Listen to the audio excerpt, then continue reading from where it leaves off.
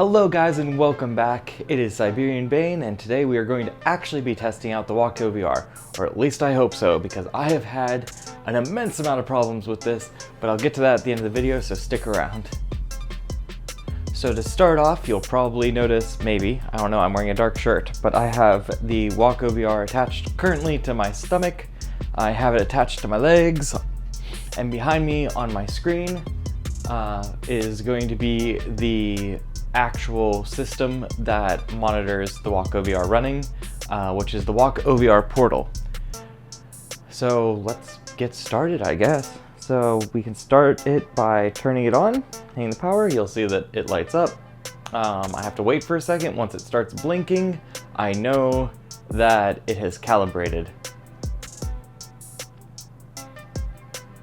And there we go. We are calibrated.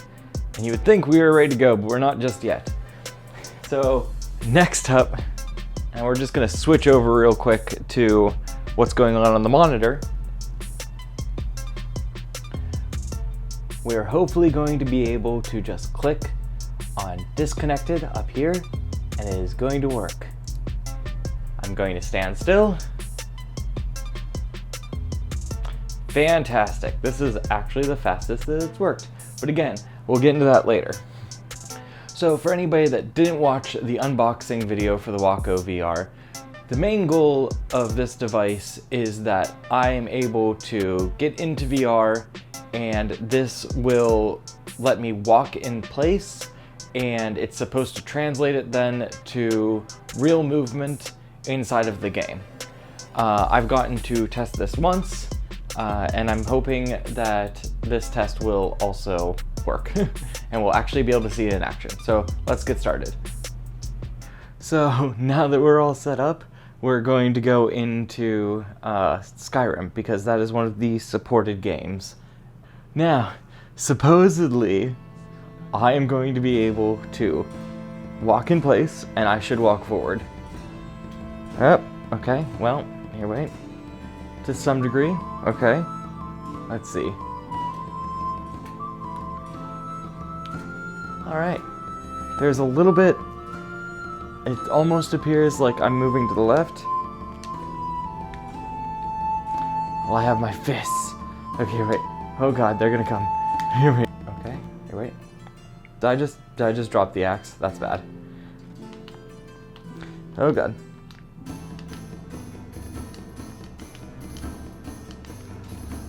Where's literally any of my stuff?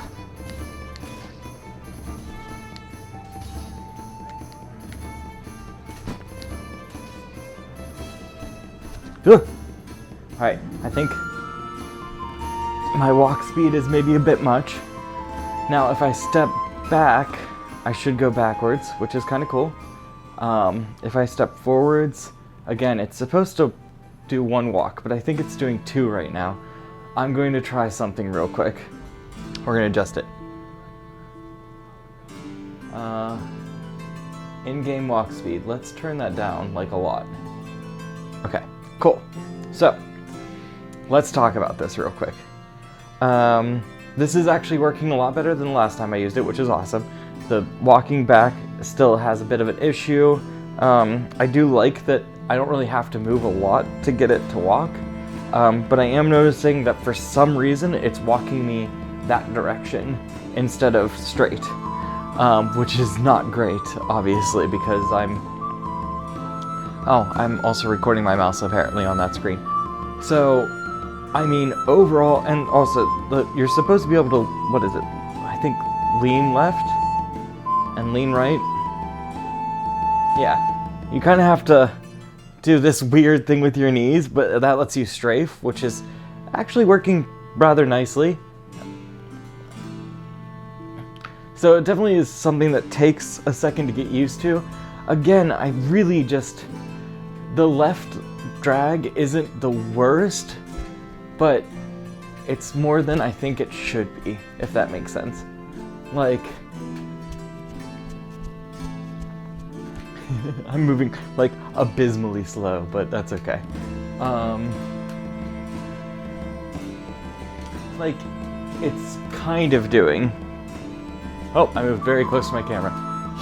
That's the other issue, is like, you know, walking in place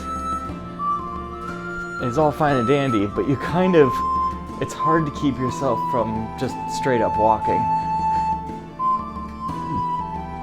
See, I'm keeping myself decently straight, I think.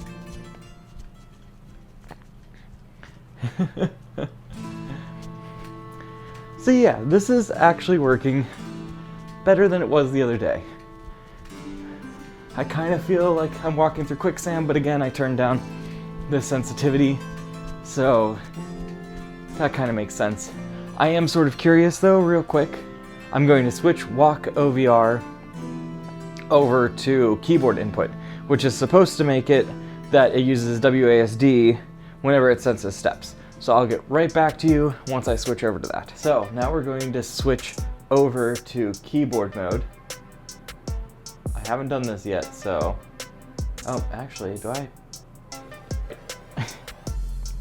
So right now I can't get the Walk OVR to switch over modes. Maybe that'll be a follow-up video that we do in the future. Overall though, I'll get out of this and I will give my thoughts. So, overall thoughts.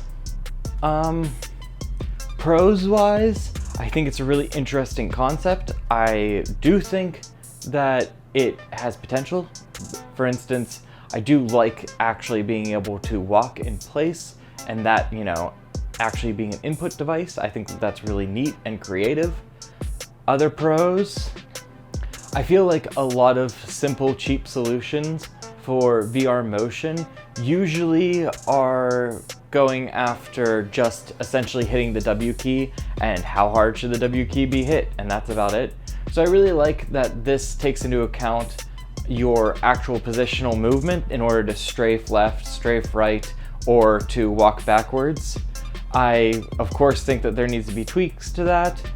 For the cons, I really do think that this isn't ready for consumers. And it is like the early, you know, I'm an early backer, so it makes sense that this isn't quite ready for the actual market. I really am excited to see where this goes as the company works harder on developing this, getting new software out for it, and just, you know, tweaking it to be the best that it could be, because it really, really has the potential to be something awesome, and I think it'll work great.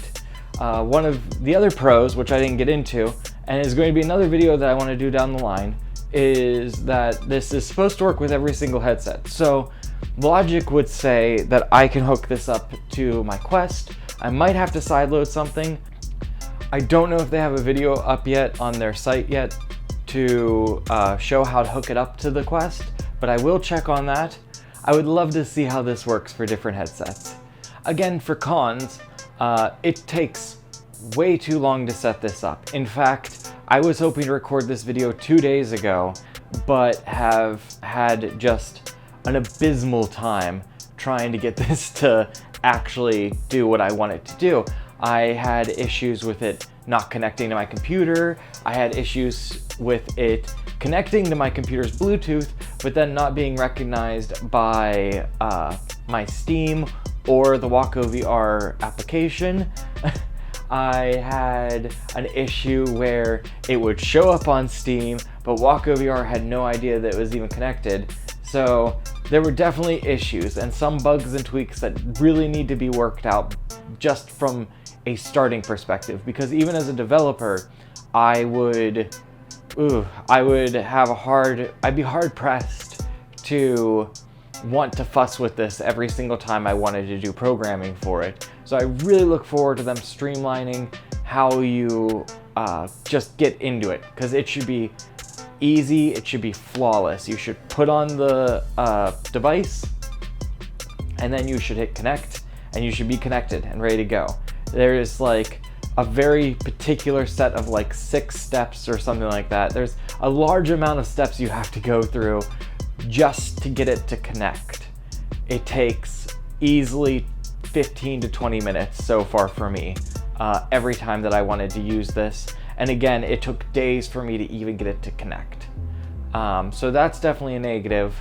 And another negative but manageable is that, as you saw, the motion seems a little finicky. It always wanted to pull me to the left for some reason. I'm not sure why. I really feel like a lot of these issues could be resolved if the Walk OVR team supplied some type of log that would actually show exactly what the program is trying to do, why it's failing. Same with the input of the motion controls. If they gave us some kind of log where whenever I tried to walk forward, it was saying that there was, it was drifting to the left or it was drifting to the right or whatever it was doing, maybe that will give me a better way of, mitigating the problem. Do I have to resync the equipment? Do I have to possibly, restart the program? Are there tweaks that I can put into the software itself? Things like that. These are the things that will only make it get better, and I really think would help it in the long run. And I really do think, I backed this for a reason. I think this is cool. I know that those are two pretty big negatives, but in my mind, that can only help it get better. And I want to see this get better because I love the idea of actually bringing my legs into VR, because that sometimes it's very difficult to use both analog sticks on the controller, especially in the heat of the moment during Pavlov or, any other shooter really, that having to concentrate on how I'm moving the analog stick while also positioning my hands is sometimes a little overwhelming. And I think that this, if tweaked and worked on, can really provide an interesting solution that I look forward to seeing.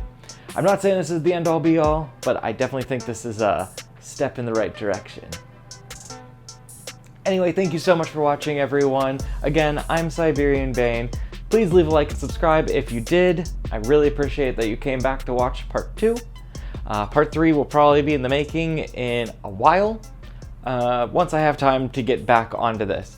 I am also hoping to bring new things to the channel coming soon, and I would really like it if you came back to see that, because I really want to do this, and I'm really excited to do this. Anyway, thank you again. Have a great day. See you next time.